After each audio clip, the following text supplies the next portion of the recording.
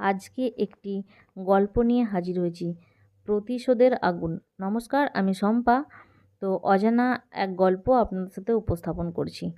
তামিলনাড়ুর এক ছোট্ট গ্রাম পাল্লাভরম। সেখানকার সাধারণ ছেলে বিরম তার মা লক্ষ্মী ও ছোট বোন মীনাক্ষীর সঙ্গে গরিবির মধ্যে বড় হয়। তার বাবা ছিলেন এক সময়ের সাহসী কৃষক নেতা, যিনি জমিদারের অন্যায়ের বিরুদ্ধে প্রতিবাদ করে প্রাণ হারান। বিরম ছোট্ট থেকেই অন্যায়ের বিরুদ্ধে রুখে দাঁড়াতে শিখেছে।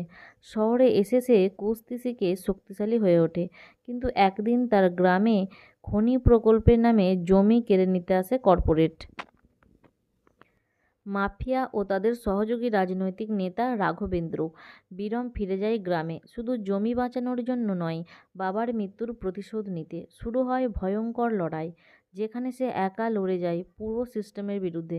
তার সঙ্গে থাকে সাহসিনী সাংবাদিক অনন্যা, যে শুধু সত্যের জন্য লড়াই করে। রাঘবেন্দ্রের মুখোমুখি হয় বিরম।